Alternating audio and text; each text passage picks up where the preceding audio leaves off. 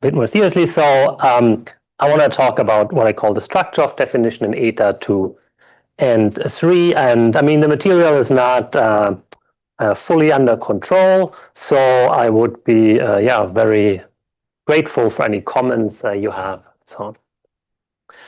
So let me start by making a kind of what I call like background assumptions. So when we look at Aristotle and his theory of definition, a definition for him must satisfy both a complexity constraint and a unity constraint. So on the one hand, Aristotle repeatedly emphasizes that a definition must consist of several parts. But on the other hand, he also emphasizes that the definition must be one, and also that the unity of definition is more or less downstream from the unity of the object defined. So in a way, answering why a definition is one, he also must answer why the object defined is one. And in my talk, I will be playing a bit fast and loose, sometimes talking about unity of definition, sometimes about unity of the object, but I trust that you can sort of translate back and forth. And finally, sort of what binds these things together is that the parts of the definition and the parts of the defined object are, we will call, isomorphic, so they correspond in a one-to-one correspondence to each other. And I mean, I take this to be what only everyone agrees with, and not to be controversial, and many people have emphasized this before me, maybe sometimes in slightly different ways of putting it. But sort of, if this is the picture, then there are several questions, that come from it. And the sort of most famous and most discussed question, obviously, is how can it be one if it has all these parts? And I mean, I also have tried to contribute to this debate with a paper, but today I'm really more interested in the complexity constraint and in answering questions such as, okay, what are the parts of the definition? In what sense are they divisible, and so on and so forth? And my main focus will be on ETA 2 and 3.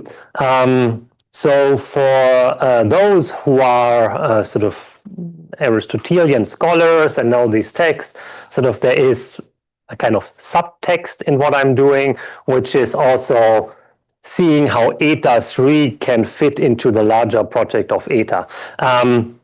Starting with, I mean, early commentators, they often saw ETA as a kind of appendix to zeta, and also it seemed that ETA is a bit jumbled together, doesn't really have a clear argumentative structures. In 2001, Miles Bernier, he made a big step towards explaining why ETA is composed in this way, but for him, also ETA 3, something like a corollary and reminder. And in giving this talk, even though I will focus on the content, I also think it contributes to this debate about the whole structure. So everyone has a handout, I assume. Let's start with my first text, T1. And I used the translation by Bostock for zeta eta, Kervin for the delta passages. So consequently, the puzzle raised by the followers of Antisthenes and similar uneducated person has some point here. They said that one cannot define what a thing is, since a definition is a long formula. However, one can explain what it's like. For instance, one cannot say what silver is, but one can say that it's like tin. So some substances, namely those that are composite, may have a definition and a formula, whether they be perceptible or intelligible. And what they are primarily composed of cannot, since a defining formula must predicate one thing of another, one of these playing the part of matter, one of form. So what was this puzzle of Antisthenes? And in my interpretation, or what I will assume, is sort of the interpretation that was more recently put forward by Marco Marling. So for the purposes of my talk, it doesn't matter a great deal what exactly the puzzle was. I think, what I say can also be true if you have a different, but I think this brings out the puzzle that Aristotle is addressing, and especially why it has a point in the discussion, as he says, out. And so according to Marco, what Antisthenes was troubled by is the idea that you define an object, and you mention, let's say, two elements. Let's take the most simple case of you define something by genus and differentia. Now then, in turn, these two should also be defined, so you understand the definition. And then these in turn, and these in turn, and these in turn. So we have infinite regress of definitions, and hence definition becomes impossible. Now, why is that interpretation to be accepted? If some of you may know, in Delta, Aristotle also discusses Antisthenes. There the picture is slightly different, where it seems to be the problem of predicative statements per se, so everything can just have a name. But it doesn't really fit this passage very well, because it's unclear why, if I say silver is like tin, this is worse than saying silver is this special element or something like that.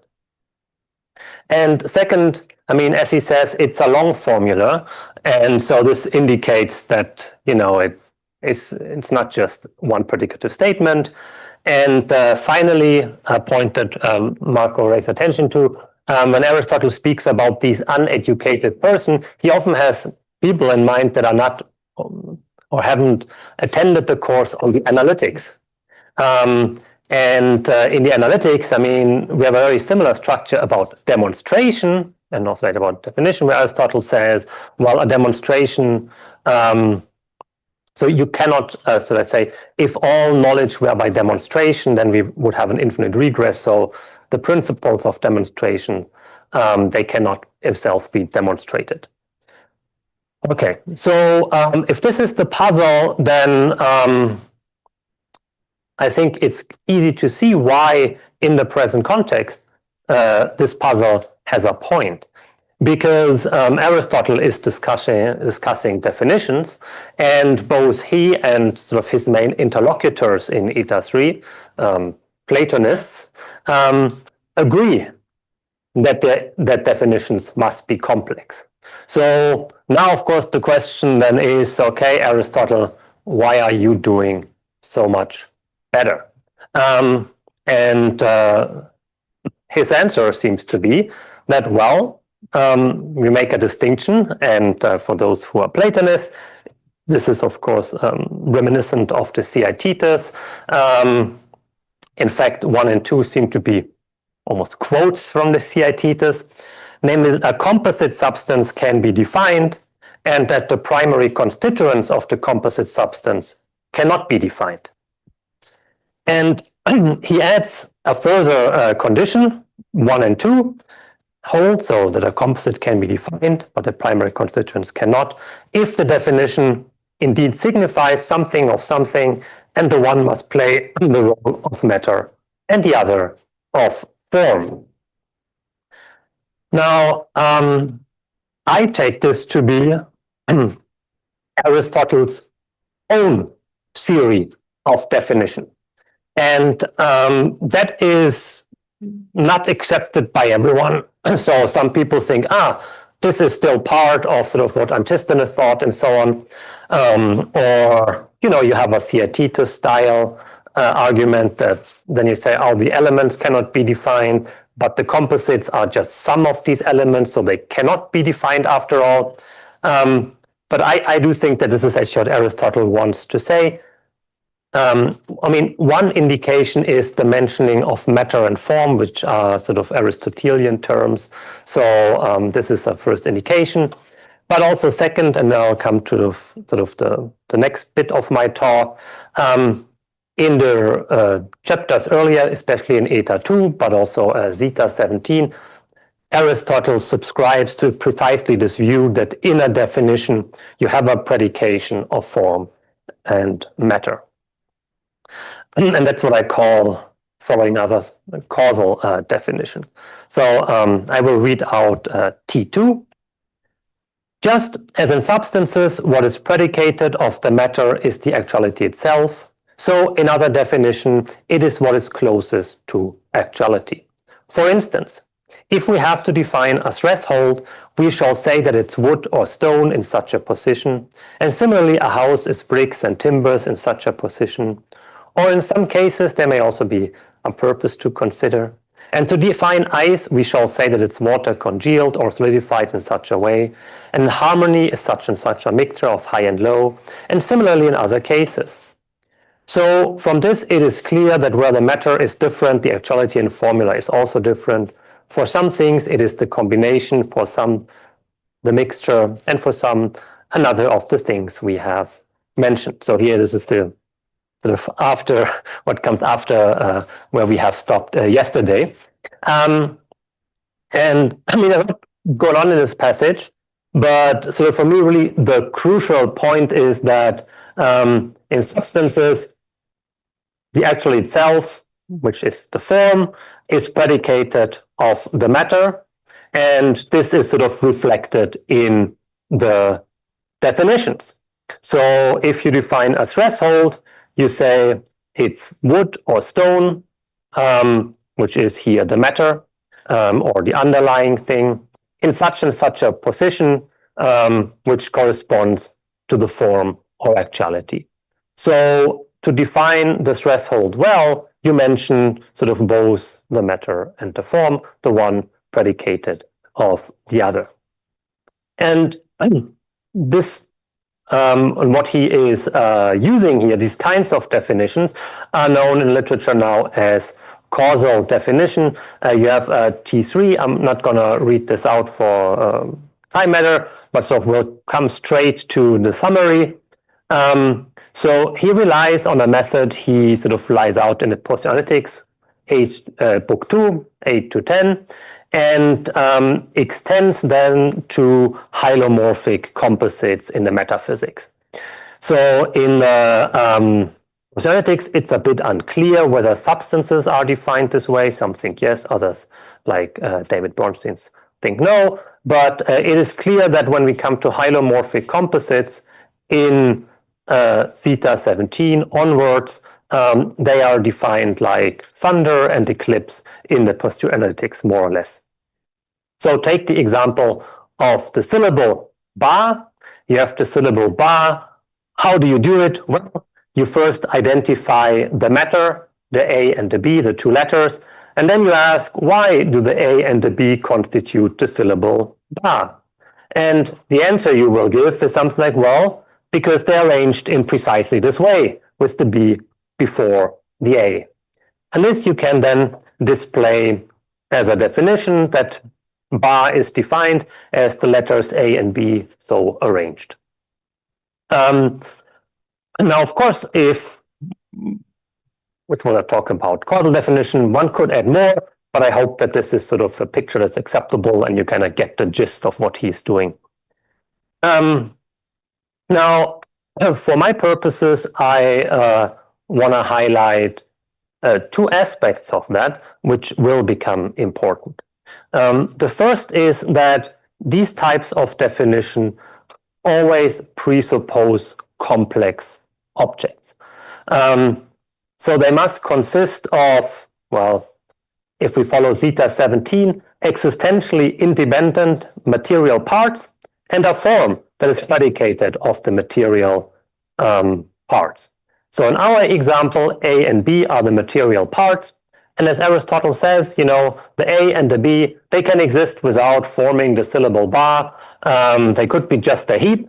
Similarly, I guess the wood, you know, it could be still lying out there in the courtyard and, you know, enjoy its being, and then it's going to be placed below the door, and now we have a threshold. So the matter is sort of in this sense here independent.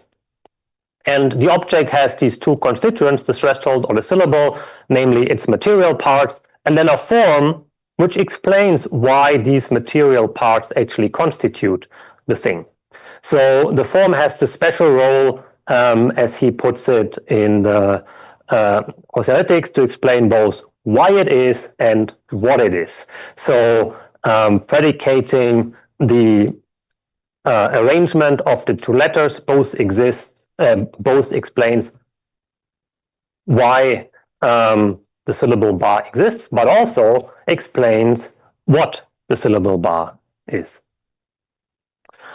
And another upshot, and this is especially for the zeta-eta connoisseurs interesting, is that these definitions, insofar as they refer to matter, are like sort of snub-like definitions.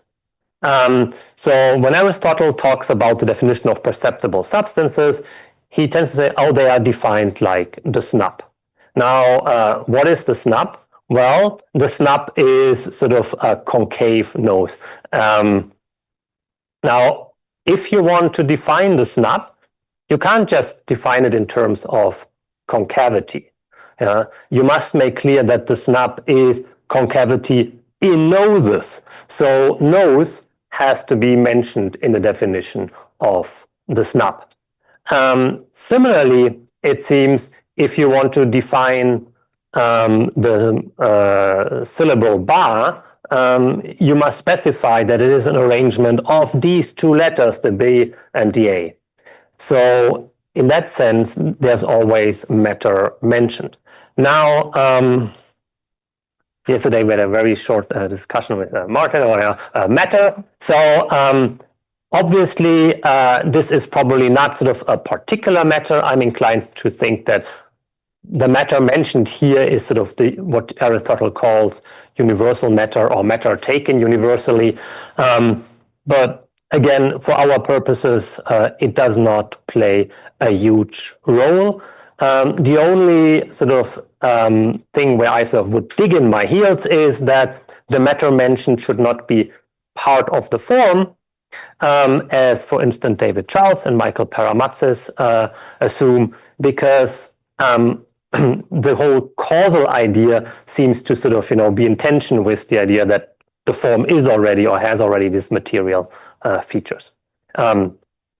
So you followed me up to this point, and now I guess some of you might be worried and say, but wait a second, hasn't he repeatedly said that the definition of something is only in terms of form and the matter cannot be defined? And so passages like the Anima 3:6, he says, well, in the Totian Ani, there is no ti kata ti nos predication.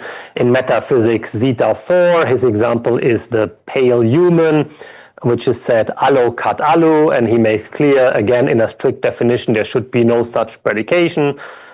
And then, of course, there is zeta 10 and 11, which sort of pulls you in a bit in opposite directions.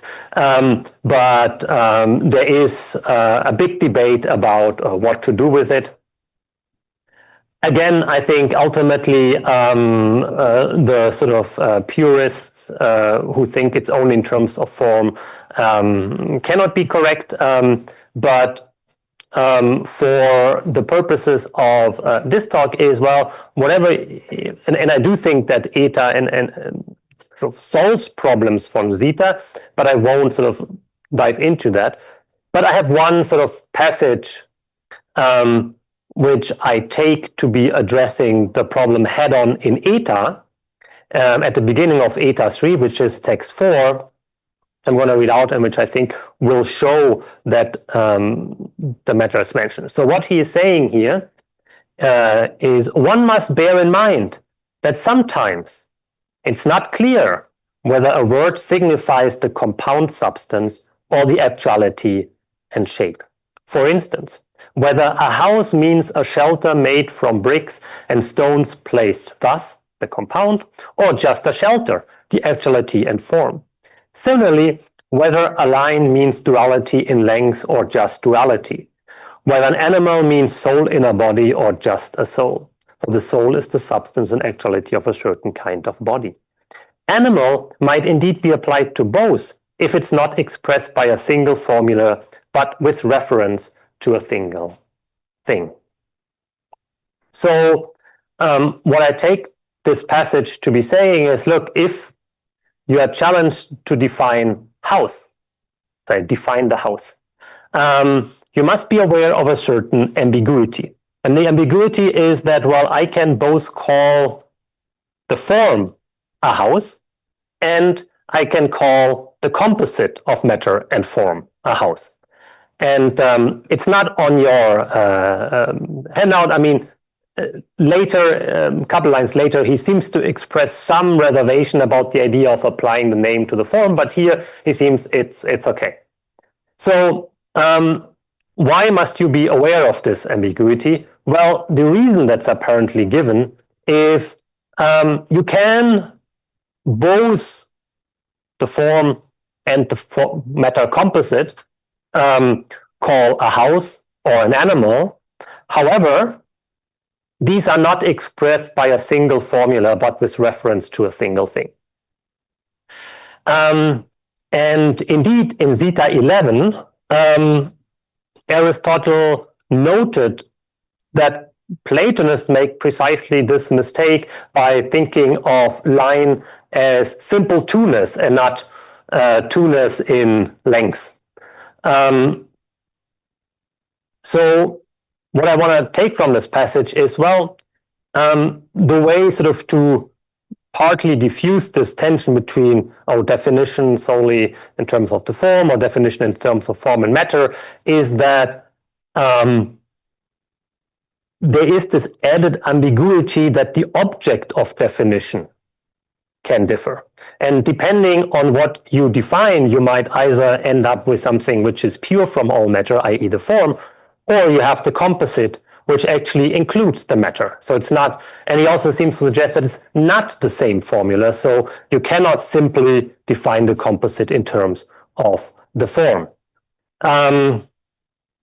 So that's, I hope, will relax the purists for a while and sort of accept that at least here the composite definitions have matter in them, and in precisely the way that I suggested, as one thing being predicated of another, i.e. form of matter. Okay, so with this out of the way, we can see how Aristotle now goes about answering this aporia, why it's timely, and why it is true for him that the composite can be defined, but as it turns out, Platonists cannot do it.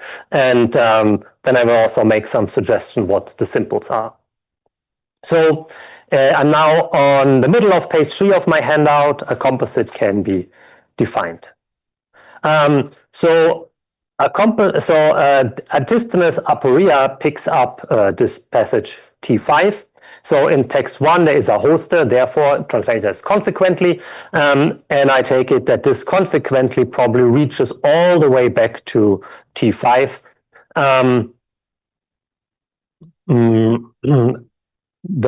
Some commentators, like the so-called the London group, they also assume this.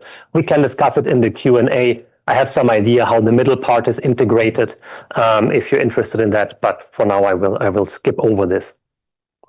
So the aporia is timely and has a point on the basis of what T5 is going to tell us. Now, on investigation, it is evident that a syllable is not composed of the letters and their combination, and a house is not bricks and combination. And if this is correct for the combination, and the mixture are not themselves composed of the things that are mixed or combined. And the same holds of all other cases. For instance, if a threshold is defined by its position, the position is not composed of the threshold. It would be better to say that the threshold is composed of it. Nor then is man an animal and two-footed. If these are matter, then there must also be something over and above them, something which is not an element and not composed of elements, but is the substance. And this is and this they eliminate when they state only the matter. So if this is the cause of man's being and this is the substance, they will be failing to state the substance itself. Now, this passage and this argument clearly is reminiscent of Zeta 17's argument in the second half.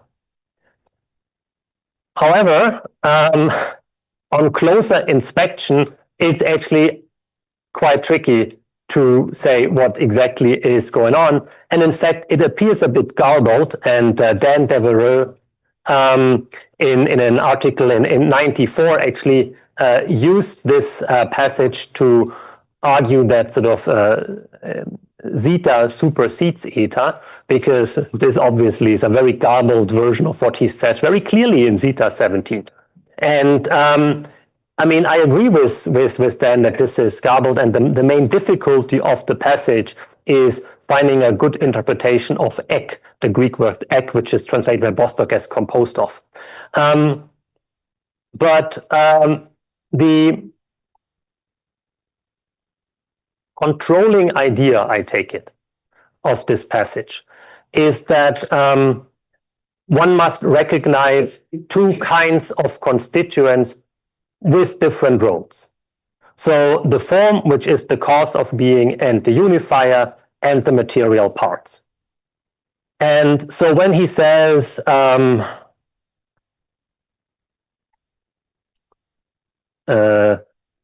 it's the house is not bricks and stones, or the syllable is not just elements and a synthesis.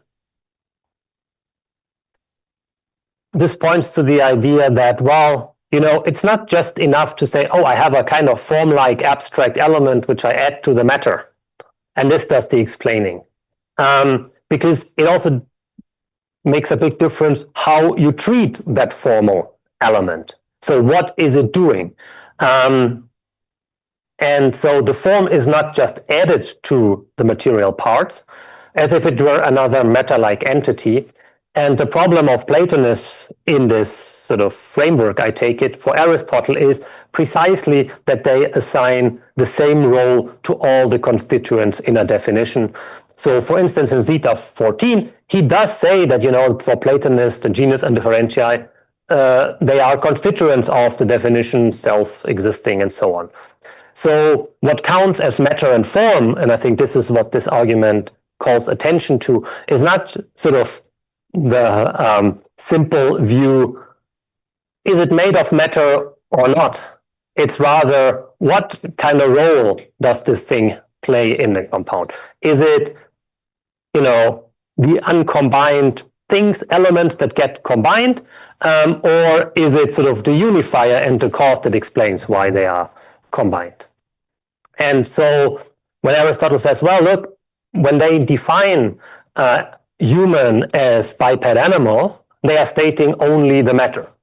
And then some people have read, but wait a second, isn't biped the differentiae? Why doesn't Aristotle say this here? Well, I think the answer is he is sort of looking at how Platonists are doing it. And of course, on the Platonist account, all you get are these matter-like entities, and this is why he calls them that they only state the matter. So, given that they do this, antisthenes regress is timely. And I'm not saying that what I'm going to say now is precisely antisthenes regress. I think, as I said, antisthenes regress is slightly different. But the timeliness comes from the point that if you follow the sort of, let's say, more Platonic conception, you will end up with a regress, while if you follow the Aristotelian conception, you do not. So let's look at T6, which is from Zeta 17, where Aristotle sketches a regress. In the argument there, he is arguing that, again, there must be something like a cause of being. So T6, he says, so the syllable then is not only its elements, vowels and consonant, but something else besides. And this something else cannot itself be an element or composed of elements. For if it is an element, the same argument will apply again, since flesh will be composed of this element and fire and earth and something else besides. And so we have an infinite regress. Eis apeiron badietai. So the argument seems to be like, so the syllable ba is a whole, and as a whole, it's not identical to the letters B and A. So there must be another thing. Let's call it C. Now, if this other thing, C, were itself an element like A and B, the syllable would be a heap of A plus B plus C. But the syllable is not a heap. It's a whole. Hence, you either must postulate yet another thing, call it D, and you go to infinity, or what Aristotle will say, this item C cannot be an element. It must be a principle and cause of being. But you see that the way he describes the Platonists, they don't have the conceptual resources to have something like the cause or principle of being. All they can do in their definitions is add yet another element that sort of does the explaining. But it's not going to help because the thing is still a heap. So it goes to infinity. And I think this is what he picks up with Antisthenes. However, for Aristotle, so he avoids the regress because C is not an element, but the cause of being. And so for him, complexes can be defined precisely because one constituent is form and the other is matter. And the former is predicated of the latter. So it's precisely because we have these two different kinds of constituents in a thing, the material parts and the form, we can define composites or wholes. So this sort of, I take it, explains why Aristotle says, well, the composites can be defined if one plays the role of matter and the other of form. If this is not the case, you cannot define them. You just end up with heaps. Okay.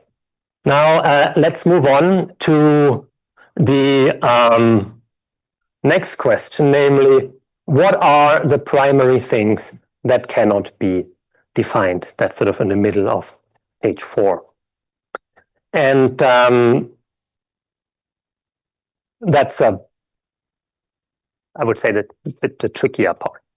So first, it's quite clear that Aristotle does believe something like this.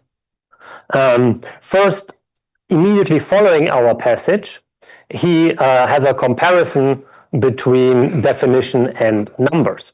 And there he says, well, that's T7. It's clear also that if numbers are, if substances are in some way numbers, they are so in this way and not, as some maintain, as numbers of units.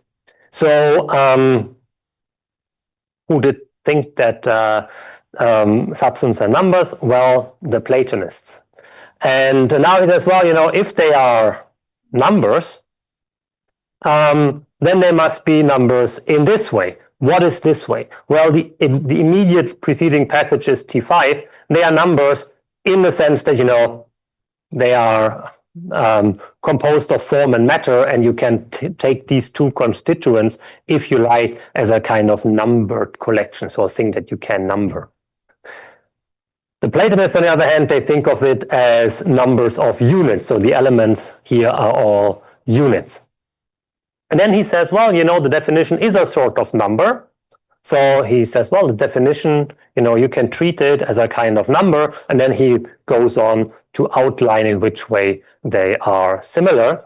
And the first thing he says, since it is divisible into indivisibles, every definition being finite, and the same is true of number. So in your act of defining, it's finite, so there must be some indivisibles. Similarly, in the Alpha Elaton, text 8, he says, but it's not possible to lead back the essence to another definition by expanding the account. for the prior definition is always more of a definition and not the posterior one. And in a series in which the first thing is not, the next one is not either. Moreover, those who speak in this way destroy knowledge, for it's not possible to know until one comes to the indivisibles. There will also be no cognition, for how can one think things that are infinite in this way? So again, what we are invited to imagine is something like, take the easy case of definition by genus and differentia. So there's a species, it's defined by the genus G and differentia D. Now, what about sort of the genus here, animal? If we define, let's say, humans, oh, it itself is defined by a genus and a differentia. So what about this genus? Oh, it's also defined, again, by a genus and by a differentia. But at some point, you know, it must come to a stop. Otherwise, you will go to infinity, and this will destroy all knowledge. So what I just said, primary things must exist.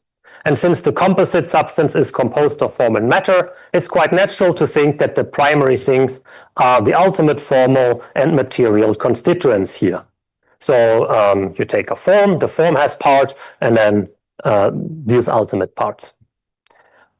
However, I do think that in the context of eta, Aristotle has something slightly different in mind. And here, the primary element that's indefinable is the form as such. Now, in T9, I have a text from the physics where he calls form and matter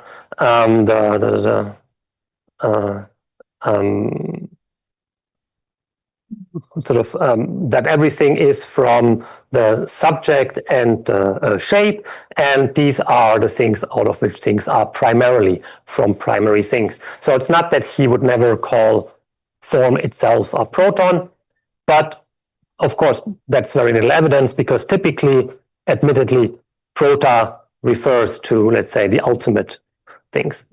So why do I want to hold on to this view? Especially because now in your mind is probably, wait a second, surely a form can be defined. And it would be quite devastating if sort of it now turns out that forms cannot be defined anymore. But here's sort of my reply before I go to the text to show this. But not in the way that we are considering right now. So remember, our task here, what Aristotle is talking about, is wholes, complex entities that are more than just the sum of their parts. And in this way, form turns out to be an indefinable item. And I have several texts which suggest that. I will look at them with you, and then you can tell me whether I'm misguided or whether there's some sympathy around. So let's look at T10 first. I'm now at the 40-minute mark, right? Probably have to speed up a little bit. Okay, so there's intelligible matter as well as perceptible matter. And a formula always consists part of matter and part of actuality. For instance, a circle is a plane figure. But things that have no matter, either perceptible or intelligible, a this, a quality, a quantity, are each at once just what is some unity. As two, they are at once just what is some being. That is also why neither being nor unity occurs in the definition. Also, what being is, so toti and enai, essence, as some people translate it, is at once some unity, as two is at once some being. So he starts out here saying, well, every definition has these two parts, one form, one matter, and he says, oh, but there are these simples, and they are immediately one. And here the toti and enai occurs. So again, it seems to be not defined in this way. And if you sort of think that the definitions have form and matter, then they are not definable. Second, he in T11, he sort of says, well, one is particularly liable not to recognize what is being sought in things not predicated of one another, as when it is asked what a man is, because the question is simply put and does not distinguish these things as being that. So the context here is he starts out by the definition of thunder, or the eclipse. And if what is thunder? Well, that's pretty easy. Thunder is a noise in the clouds. And now I can ask, why is there a noise in the clouds? And then he comes to human.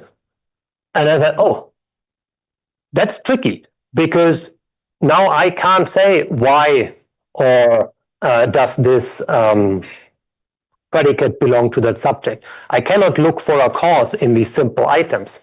And so he says, well, this is why, one must differentiate out. And of course, the clue here is, and I think this is where he goes beyond the posianalytics, is precisely that now he introduces the technical notion of matter.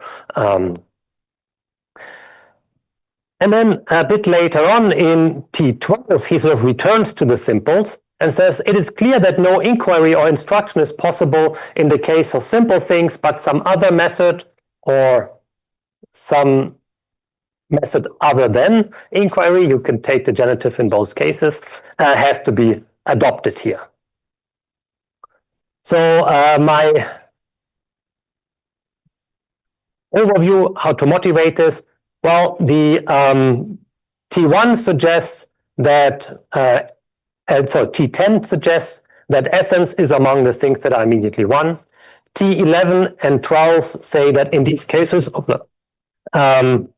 the causal inquiry cannot succeed.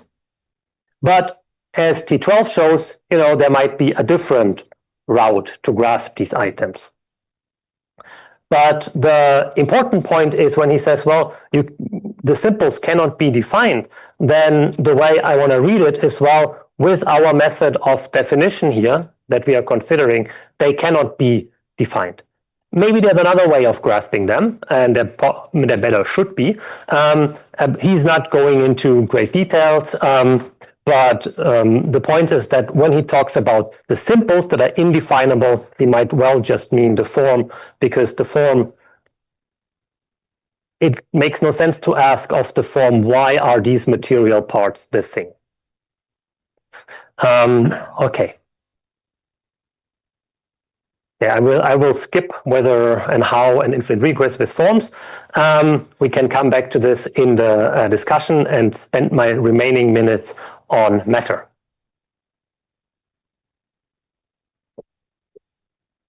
So in what sense is matter not definable? And here the evidence is slightly tricky. It's tricky because as I know some of you know very well, Aristotle is sort of both suggesting that matter can never be defined, even the proximate matter. So he says matter has no definition, it has no essence other than what it's potentially. So there's a sense in which, the matter of a house is indefinable. But then there are these other passages that pull us in the opposite direction, which suggest that matter is, after all, definable, because in many cases, the matter itself is a kind of hylomorphic composite.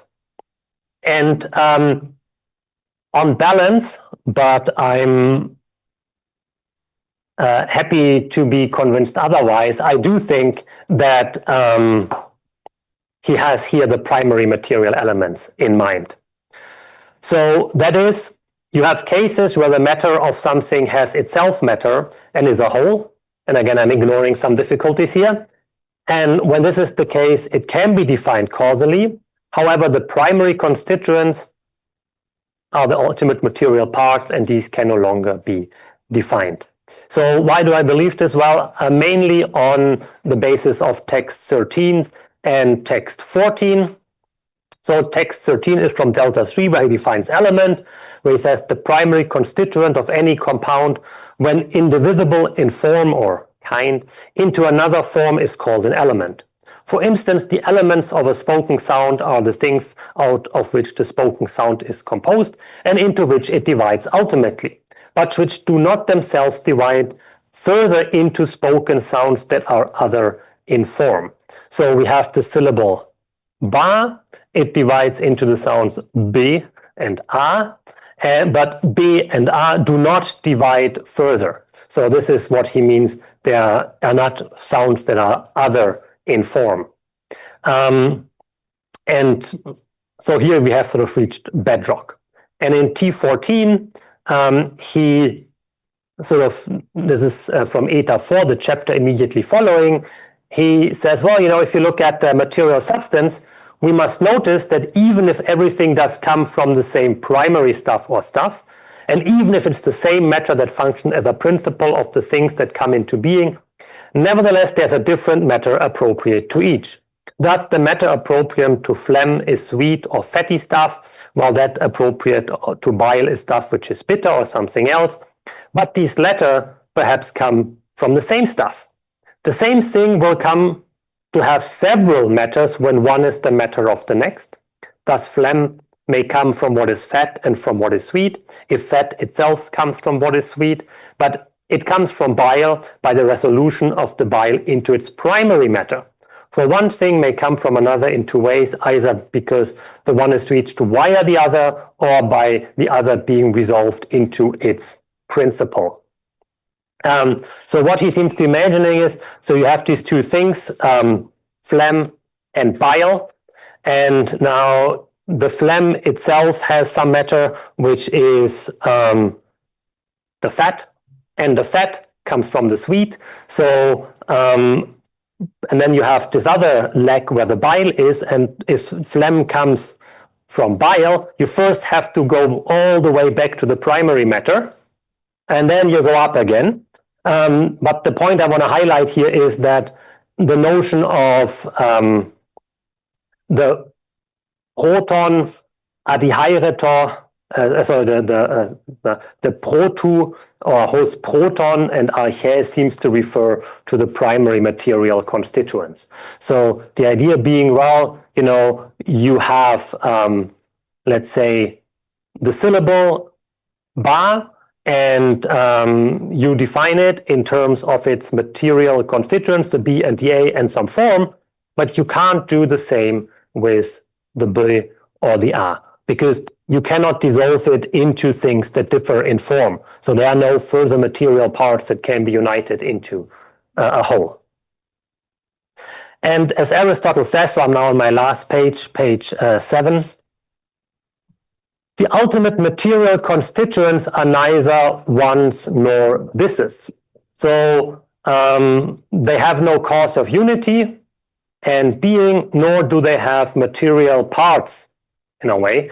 So, I mean, all the parts that they have are of the same form, not material parts in the sense that they have some material parts that differ in form, as Delta 3 said. So one cannot ask why some material parts make up a whole. And again, this kind of definition that he outlined becomes impossible. Now, text 15, there he speaks of the elements.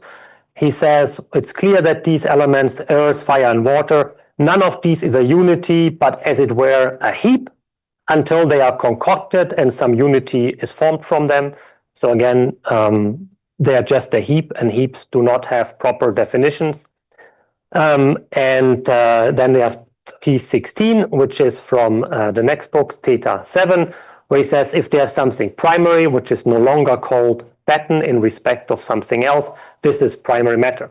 For instance, for example, and this is just an example, not Aristotle's own theory, if earth is airy and air is not fire, but fiery, fire is the primary matter, not being a particular this. So again, once you reach the bottom level of the material parts, they cannot be defined in a proper way. And I do think that in this case, Aristotle actually has the stronger claim that they don't have a proper definition at all, not just maybe a definition by another route like a form. And the reason being that when Aristotle speaks about definition, and I mean, this would require a long argument, but I want to flag it, he has something quite strict in mind. So he's not saying that you cannot identify these material parts, you cannot describe them. So you can say a lot about the B and the R. The point is that they do not have a definition, because a proper definition has to be of some unity, and a heap is not a unity. Okay, 50 minutes. That's it from me. Thank you so much for your attention.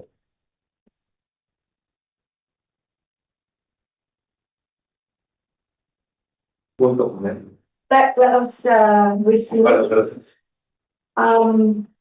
We have some further discussion now. We have a full hand for a question and then a single finger for a follow-up question. So new question, follow-up question. It's not much of trouble.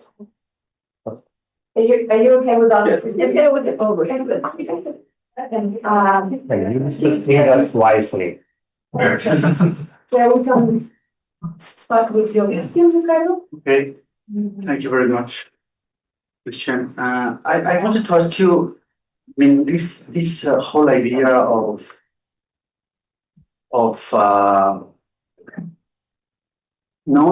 the third requirement for definitional complexity. No, that the definition signifies something of some dicatatinos, which is, I assume, related to the thesis that definitions involve the predication of a form of a matter. No? Yeah. So the two ideas go hand in hand. And I have a couple of questions, and they are related, ultimately, perhaps, to what is more basic, which idea is more basic? The idea that definitions have to be dicatatinos, and that explains why Aristotle said in definitions you predicate a form of matter, or is it the other way around? I mean, the more basic idea is that in all definitions you must have a matter and a form, and the definition is the cause, explains why the form is predicated of the matter, and this is why definitions are dicatatinos. So which one of the two is more? Which one of these two ideas is more basic? Now, my question specifically has to do with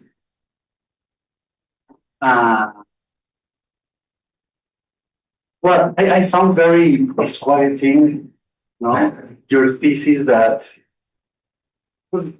but maybe true, that for Aristotle, form and matter are ultimately undefinable, because and so but I have, if you look at something like the unmoved mover, the proton kinun of lambda, well, how in cases like that, and in general in material substances, how does the idea that a form is predicated of a matter work? Because to start with, these material substances are immaterial, so they have no matter. So the principle that a form has to predicate of a matter cannot work for immaterial substances. But maybe what does work is that the definition of immaterial substances are nonetheless dicatatinos. Something is predicated of something else. But whether or not these two principles work for immaterial substances, the thing is that for Aristotle, something like the unmoved mover is definable. There is no question. I mean, he says a lot of things about the unmoved mover, and the unmoved mover. I mean, as we don't want to believe, but all know that is that for Aristotle there are several unmoved movers, not just one. But if we refer to the unmoved mover, no? The main one. Well, that's something very basic that you cannot explain in terms of something else, no? Because it is the cause of being of everything else. Mhm. And yet you can say a lot of things about the unmoved mover. I don't know if these things that you can say about the unmoved mover are form a definition of the unmoved mover. Maybe you can say a lot of things about the unmoved mover, but it is undefinable. So so my question is, how does the requirement that definitions like Catalinos apply to immaterial substances? How does it apply, if it does, to the unmoved mover? And if it doesn't, then how come we can say a lot of things about the unmoved mover? Very, very substantial things, no? And it's not just, oh, well, it's an unmoved mover and that's it, no? I mean, there is a very rich and complex theory about what is the unmoved mover. So that's my question. Thank you so much. Starting with your first question, which idea is first? I mean, I think it's hard to say. I mean, the way I would read the T Catatinos and one of these playing the part of meta, one of the form is almost like it's a unity. So it's T Catatinos in this specific sense, and it's probably and I don't see that sort of distinguish these two. And if you were to press me, my hunch would be that the T Catatinos is sort of the first idea, and the form and matter is a further elaboration of this. The reason being that, I mean, in Eta and Eta 6, Aristotle sort of at the end returns to people idea and say, they were troubled by this, and this is why they looked for a kind of unifier between body and soul, and in Zeta 12, he also speaks about, like predication and participation. And also for Aristotle, T Catatinos is a wider phenomenon. I mean, Peller predicated of Socrates also T Catatinos. So I take it this idea that something is predicated of something, and hence this thing is a kind of single thing. It's one, because it's not so completely disjointed. It's something that Aristotle sometimes grants to his opponents, and he also uses it himself. The point is that this is not the correct type to sort of have a strong definable unity, because that is only, let's call it an accidental predication. So the way I might be inclined to elaborate on what you asked is to say, well, T Catatinos brings in the idea of a predication, and then that one is form and matter brings in the idea of specifically form matter predication as distinct from the predication of an accident of a substance. And as we learned in Zeta 4, the predication of an accident of a substance does not create a definable unity. So I would probably give T Catatinos priority here. Now, to your second question, yes, I mean, as I said, I don't want to end up saying that forms are not definable. But I do want to hold on the idea that there's no T Catatinos involved.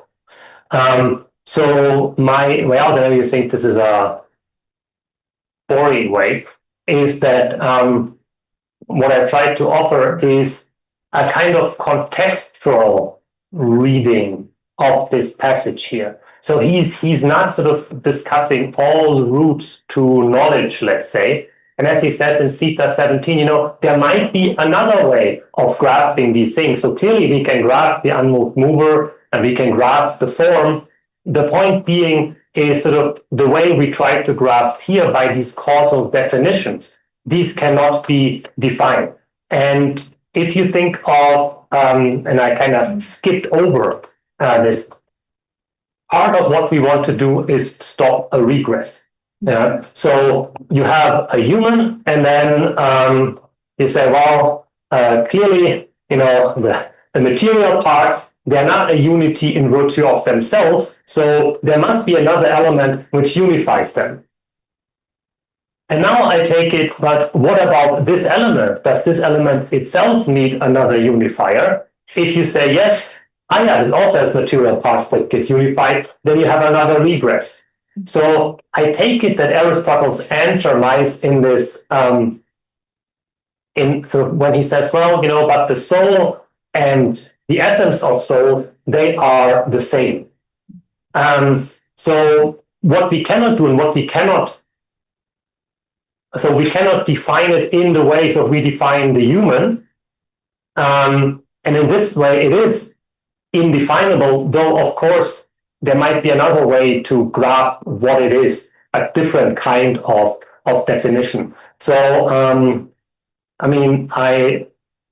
I know that this might now sound a bit like cheating, but wait a second, the symbols can be defined after all. But I do think that in the context of this aporia and in eta, it's actually a good answer by saying, look, this kind of definition of symbols, it comes to a stop. And now at the item where it comes to a stop in the case of forms is pretty immediate because the form does not have a cause of unity. It is a cause of unity. So we can stop here. There's no further question about what makes it one. So but this is, I guess, compatible with a view that, there might be this different kind of inquiry, how you grasp it. Aristotle doesn't really elaborate, but I take it that, we should be able to say something about the unmoved mover, hopefully. So I didn't want to deny that there's any way in which we can speak of a definitional form. I mean, that would be probably a crazy idea. But I do think that when we think in terms of this regress, it's clear that it stops with forms, and they are not defined in this way. They are the same as the essences, so there's no such definition of them. They're simply one, as he says in Eta 6. So this would be my answer. Axel, can we have a question? Yes. I think this was great. Well, I think it was really a kind of a bittersweet great because I've written 2 books about this, and now everything was in Aristotle, so it's like very sad. Everything's in Aristotle now. Yes, it's like in Star Trek a motto, to boldly go where someone else has before. Yeah, exactly. That is the one. So exactly. So what I thought about a number, because you went very fast, right? And also because it's very easy to think that when he talks about AB, right, he uses syllable, right? He doesn't use pair or something like that, because it cannot, like a pair is still not a complex, right? Mm-hmm. Because even though there is number there, and therefore it satisfies the complexity constraint, it is not complex, therefore there's a unity that makes them 2 instead of 3 instead of 1. So there seems to be something else besides the complexity constraint and the unity constraint for something to be the kind of complex entity that is definable, right? So the question is, what is that else? That plurality that have number. In another way, why is a number the form of heaps, for example, of things that would not be complex under this conception, but would also have, a helomorphic. No, I don't know if there's a question. So it's a great question, but you can tell me whether I sort of go off the mark. Okay. So the passage that I quoted is a bit tricky because it operates under the assumption that numbers are substances. Numbers are substances. Sorry, substances are numbers.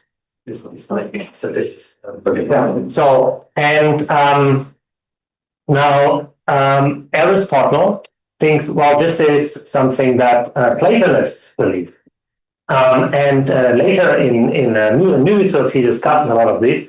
And there, his critique is, well, if these numbers truly were substances, they must be unified. Yes. But it's unclear whether Aristotle himself thought of numbers as unified. So Emily Katz, if you Google her, has a paper on that where she argues that numbers are just heaps. And I'm kind of inclined to follow her. Numbers are just what? Heap. Okay. And Aggregation. So I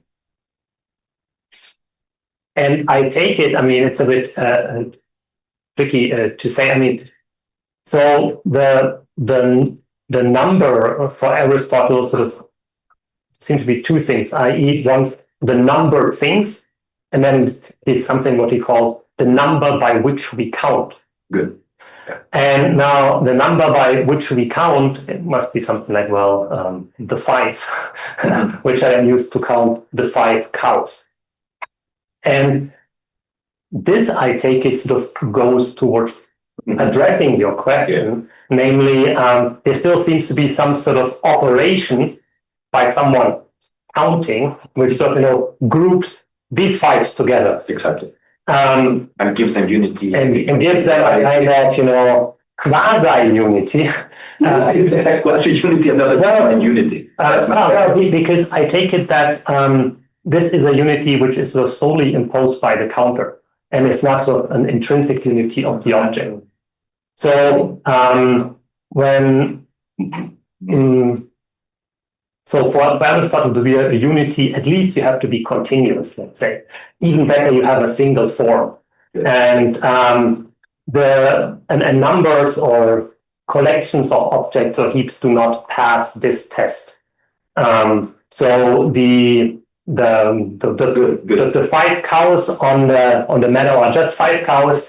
Now I pick them out as 5 because I use cow as my sort of unit of measurement. And so I have to do something, so to speak, which kind of groups them together. But ultimately, the cows as such have no principle of unity, which makes them one. Is that perfectly? That's okay. what I want. Okay. Thank you, Chris. Yeah, thank you. Thanks very much for the talk. So I had a question about unity, but it related to one of the things you said in your introductory comments, and then you said I don't really want to talk about that anymore. Hoping you might say something a little bit more about it. So you said that I think you said that the main focus in the literature on this kind of topic has been on the question of how Aristotle kind of definition be a one, be unified, but also have parts. Yes.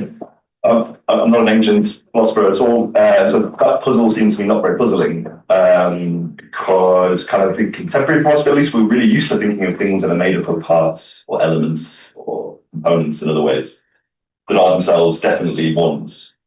So thinking of, the object like the table has parts, but everybody thinks it's a single thing. And in fact, I think Wynians at least would say that, a precondition of the table's existence is that it's a single thing. Yes. So sets, right? The difference between a set and a plurality is that a set precisely is a single thing that contains many things rather than being those many things. So a set is one thing made up of many things. So why have people found it so puzzling that something made up of parts is one thing? Yeah, thank you. I mean, so when Aristotle talks about things that are one, he has a pretty relaxed view. I mean, many things can be one. If I glue this pen to my hand, we are kind of one because we are continuous, and so on. And I guess probably a set. I mean, he doesn't have to know it's not a set, but you could extend it in these ways. So the puzzle is more precisely not just how can something that has many parts be one. The puzzle is that for there to be a definition, it must be one in a very specific way. And in the metaphysics, sort of Aristotle has a very ambitious notion of definition. And this is a definition which does not, as he calls it, contain one thing being said of another thing. And his example is of the pale human. The pale human is one, but then it has these two independently identifiable things, pallor and being a human. So actually, it's not truly one. And the definition of something should be something that is not one thing being said of another thing. And now in this conception, this is very sort of where you have sort of the most exalted notion of unity, you get into these problems, because in the case of form and matter, I mean, at least the way I was talking about this, you have these two material parts, the B and the A, that can in principle, enjoy the existence quite independently from any sort of combination into a syllable. But why are they one? And sort of in the contemporary lingo, I mean, I'm always embarrassed today, but the way I would sort of translate in contemporary lingo is what's the difference, between a table and particles arranged table-wise? So I guess this is sort of what Aristotle, in his own way, is also after. So what we want is a table, and not just some things that are arranged table-wise, which could count as a unity. But why is this really one substance? And substance is defined as opposed to just some elements that stand in a certain kind of relation. I think this is when in the puzzle with the parts, because once you have this very demanding notion of the objects being one, it's hard to have the parts. And then this is why many people say, this material part, they're not independently identifiable, they are sort of subsumed in the form.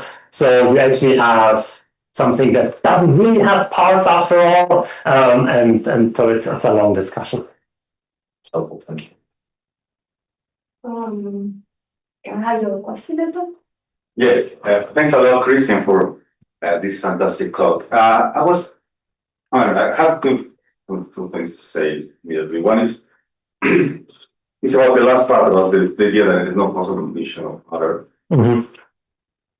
Because as I see it, it worries me what you say, because the idea is that what is not definable is not, let's say, the proximate matter, pure matter, the proximate matter, the bonds, but the primary element that make up that matter. And you say, well, because the proximate matter, your proximate matter is definable, since it is composite of matter and form.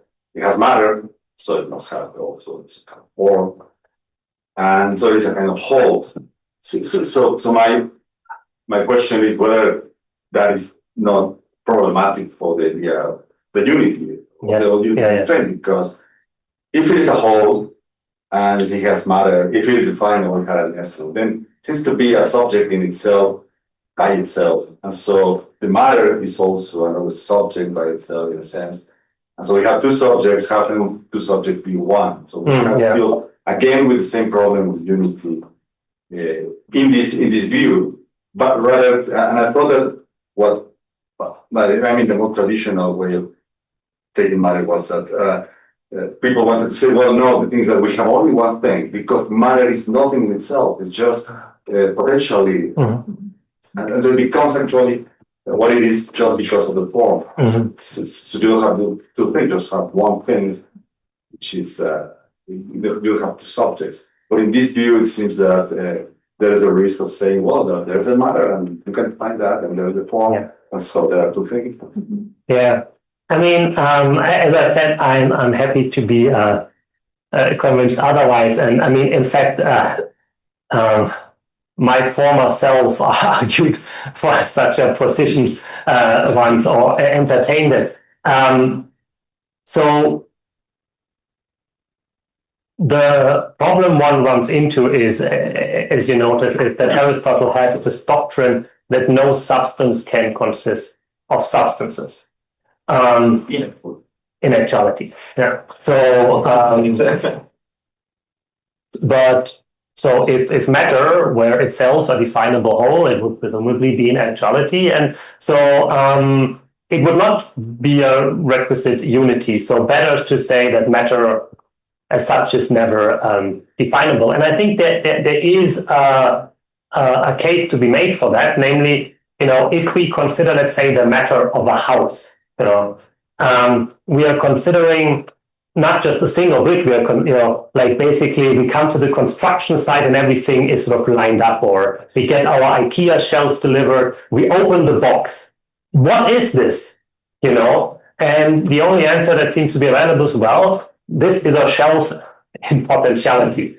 Or you might say, well, this is just, a heap of several things, but it's not nothing in its own right. So, and I mean, I'm sympathetic to thinking this is the sense in which matter is indefinable. That being said, I mean, there's also this other intuition that, and Aristotle gives these examples of flesh, and flesh is kind of definable, and according to Zeta 17, from the elements that make up the flesh are the parts which are kind of independent. And so I do think that, the way I want to sort of, that's why I had ignoring difficulties, is that what we could imagine is a kind of scala naturae, where sort of there is the substance as sort of like the top node. This is the most unified item there is by Aristotle. And then what the substance is made of, might still be considered as some sort of definable whole, but it has a weaker unity. And when we come to the bottom, we just have a heap. And this is no longer, but if you have the, let's say, the statue made of bronze, it seems that we can say what the bronze is. It's a ratio of tin and copper. And so there is still something analogous to form and matter that sort of makes it explainable. And what I wanted to say is, well, if you believe that, then at least once you come to the true bottom, you don't find this structure anymore. But yeah, I mean, I'm torn between the two answers, and I myself, I don't think there is, let's say, the smoking gun evidence for either view. I mean, the way he describes it in Eta 4 and in Delta 3, I mean, this suggests that you have something that has constituents that differ in form or kind, and then you can go further until you come to the bottom level. But everything intermediate sort of seems to have a kind of structure that is vaguely hylomorphic and makes it open to this kind of definition, even if it's not sort of as strictly unified as the substance. I'm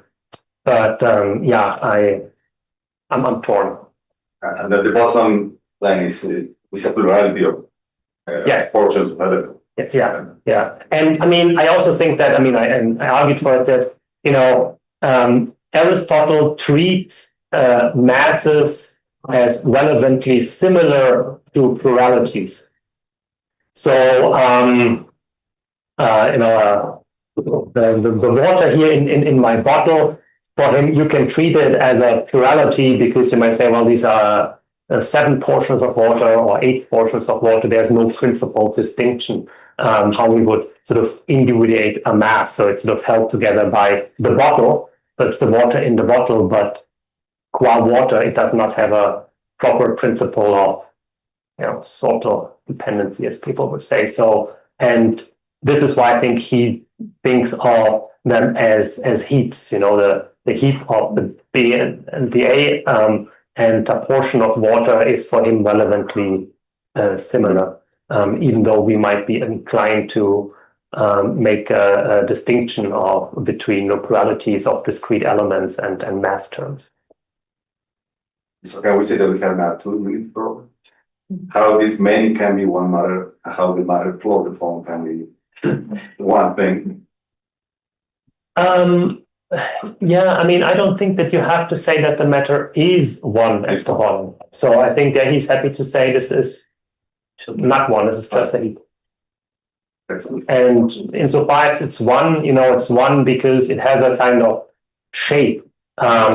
So I mean, I don't want to keep that. I think that the crucial text we can cut is the Zeta 7 text where where he says, well, sometimes when we speak of matter, we take it together with the privation.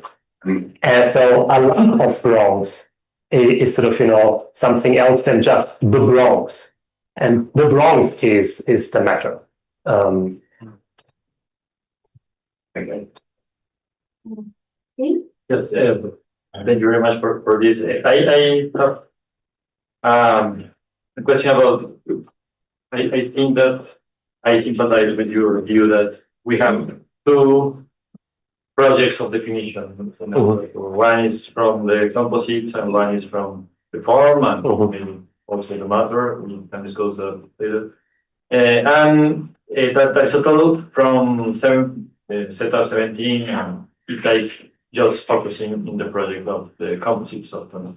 And that's a causal definition. It's an inquiry that has this structure that try to explain why these things, they matter, are this. But something that I didn't find in your explanation is the causal role of the form. That for me is present just as in the case, at least in my lecture of Zeta 17, in the case of this natural substance, as final cause or something like that. So in your presentation, we have the matter in this position, and we have the definition of the thing. But for me, we require something else that explain why these things are in this position.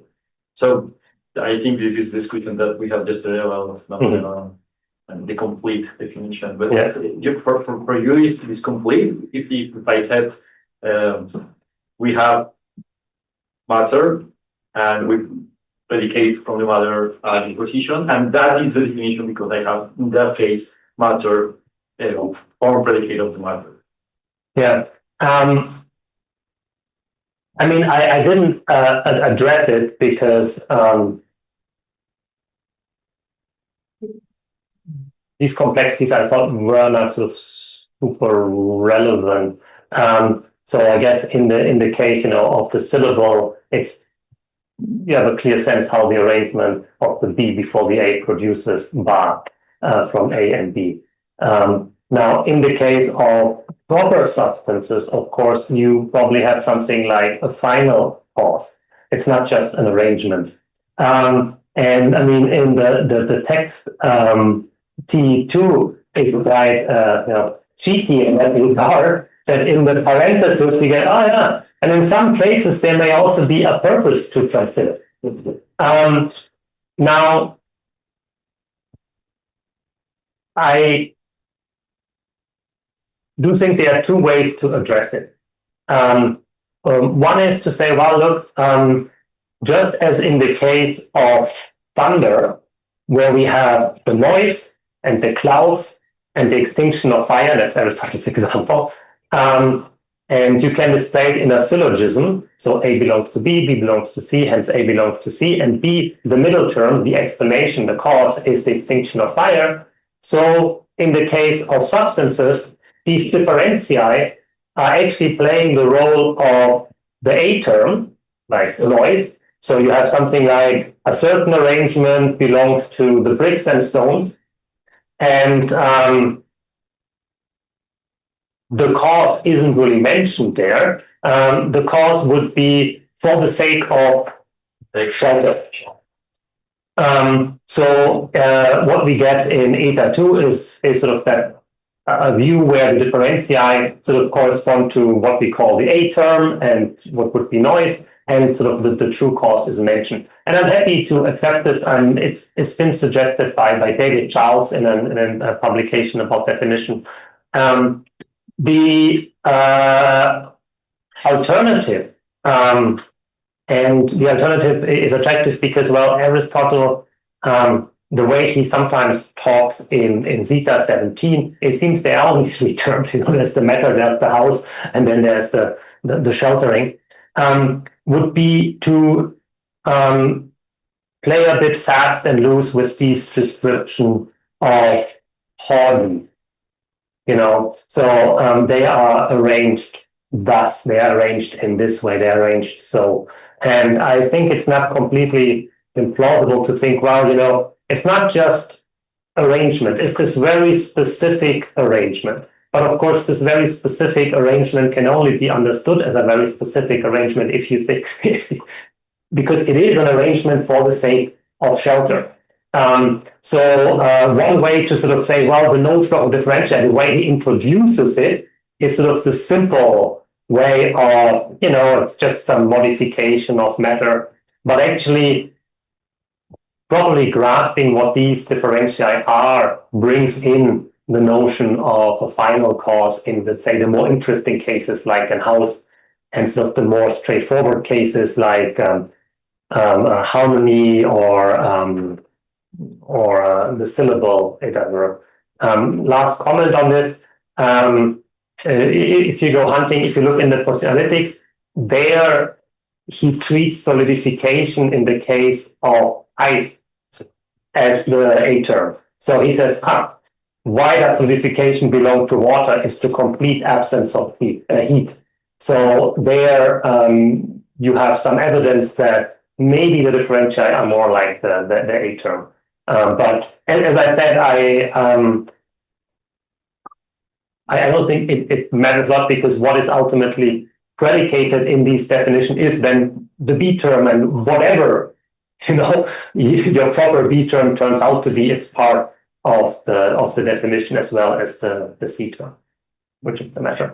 Because sorry, I have a follow-up. Because it's very interesting that this thinking these cases are very complex, the composite, because it has matter, but also has matter in some way, in some disposition, and we have to find the form, no? And he is trying to explain how this works. And I don't know if I follow you in this point, but the definition of the form does not have this complexity, but it's complex because it's a definition. Yeah. So I have to find something that plays the role of the catatinos, the T and catatinos, but I don't have to find the role of a cause of being in the sense of explaining why it have this arrangement. Yeah. Because the form is a unity, it's a fact. Yeah. I mean, as I said, I do think there is some wiggle room for complexity without T catatinos or for meta predication. So, I mean, I'm not quite sure, and Aristotle doesn't really help us other than saying the soul and its essence are the same. One way to think of it is maybe along the Theta 12 line we discussed this yesterday, that this is more of a determinable relationship. So, it's not that you predicate two-footed or footed. It's more that two-footed is a most determined way of being footed. So yeah, I mean, I agree that, but I don't see it addressed in A-types, if I'm honest. But yeah, there must be. I mean, as Ricardo, there must be a definition of the form. I mean, he said it multiple times, but it's not this kind of definition, and this is what I want to hold on to. So in the second, that's it. Is the difference is not the problem is not that, for example, the form is not complex. Yes, it's complex. Yes, it has a definition. The difference is that we can think the things. The complexity is different from one thing. Yes, exactly. And we have to find what is the kind of definition that addresses the complexity of. Yes, exactly. Yeah. And now, I mean, you said another thing about matter, and this brings me back to the question that was asked before about unity. I mean, as I said, I was more interested in the complexity constraint. But of course, when he goes on, he's at pains to say that, well, the matter must be potentially the thing. So to explain why so, there must be some suitability already present in your material that explains why it can be a house. Otherwise, you would ask yourself, why is it one? I mean, why are these bricks and stones suddenly one thing, a house? And I think what he wants to come up with is a theory. It's like, these bricks and stones are already in a condition such that they are immediately ready to be turned into a house. We still have 2 more questions. We have here. Thanks, Christian, for your presentation. I actually liked it a lot. Since most of my doubts were covered during the discussion, let me make another question.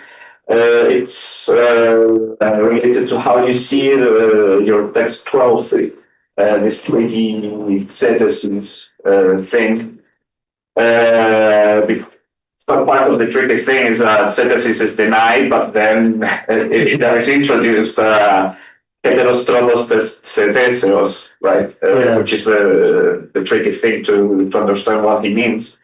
So my question is related to how you see what he's suggesting, if he's suggesting something, because in other contexts, like when in theta, when he's describing or explaining when something is in potentiality or in actuality, he says, well, but there is no need to give a definition of everything. But sometimes you have to see noranto analogon, right? Like to see things, to bring them to one side and understand the structural analogy between them, and that clarifies things for you. I would say in those cases, we are also talking though about the complex things, not habla. So my question is related to what would be another way to search or seek in the case of simple things, and if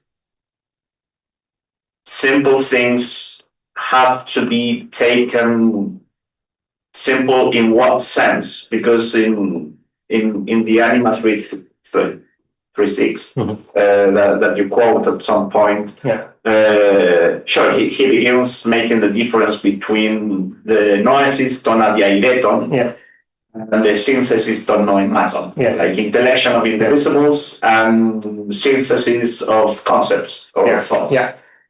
Nonetheless, when you advance through the chapter, you see that the adiaireta accept the difference adiaireta and dyname or adiaireta and energeia. And I would tend to agree with people like Berti, for example, for whom actually the form is only indivisible, that is simple, in actuality, when it is apprehended, but there is no problem to say that they are always divisible in potentiality. So in the end, there are no forms are never hapla in a strict or absolute way, because for every form you can make the difference of being applause when apprehended, but by its very nature divisible and therefore definable. So to sum up, because I think there are 2 different points there. One is, do you think he's actually suggesting another way of synthesis regarding the things that are simple? If so, what would be that in your opinion? And if in the end there are not actually simple things when talking about forms, but only in the relative sense of simple in actuality, but always potentially divisible. So I mean, it's a very rich question. I mean, first in 12, I realized translation mistake. It should say some other method of inquiry or some method other than inquiry. So these are the two ways. So we'll say, oh, you can inquire differently, or we need a different method than inquiry. Now, the hapla here, I take it, are hapla because they don't have this predicational structure that he discussed before.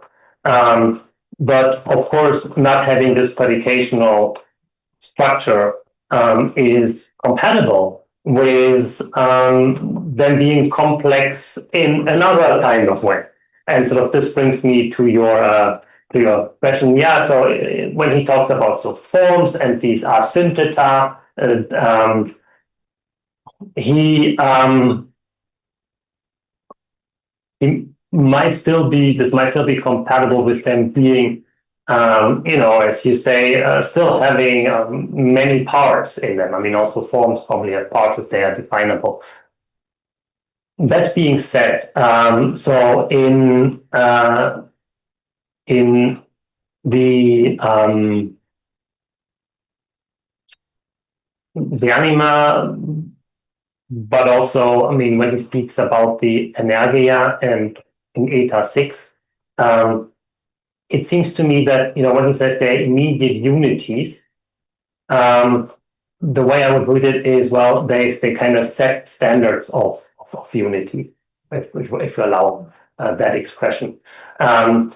So the point is that they are, in a way, actually adihyreton in a stronger sense. I mean, everything can be, adihyreton and dihyreton, depending on how you look at it. A line is adihyreton insofar as one line, but of course it's divisible, in fact, infinitely divisible. So you have to write that he sort of, if something can be adihyreton in actuality and dihyreton in potentiality. But the way in which the forms are one is something stronger than that, I assume. Namely that for them, the question of unity in a way doesn't arise, So the anima speaks about has this dismissive remark about the wax and the shape. And now you ask, why are they one? And then he says, well, the energia, this is just, way of being one, And so my intuition here is that when we speak about the unity of form, even though we might allow for a certain kind of complexity, this doesn't threaten sort of the unity of the object in the same way as, having these material parts threaten the unity of an object, precisely because the form just is a kind of standard of unification. I mean, to be a house, is to be unified in the house-like way. And I think Aristotle sort of sees, in eta at least, the Platonist account sort of falling prey, because, I mean, it's, let me look at the passage that's in eta 3 in this comparison to numbers, where he says, well, and for them, they must say why it is one, and they cannot give this because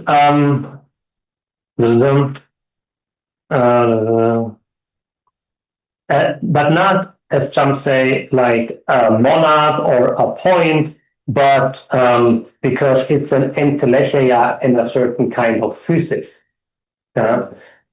So he sees sort of Platonists as looking as sort of some absolutely fundamental type of indivisibility like a monad. He thinks, no, there's a kind of unity like a physis and entelecheia. On the one hand, this allows for a certain kind of complexity, but I don't think it's the complexity of just actually being undivided, but potentially being divided. But he means something a bit stronger than that, that being an entelecheia or being a physis is a way of being one for him. It's possible for. Yeah. So being arranged in this way just is a way of being one, typical of the syllable. And if you have, but why is sort of this way itself one? Can't I sort of distinguish position here? But no, there's no further question. Well, So we run out of okay. time. No, we're just in time. Right. Actually, shall we go then? First, yeah?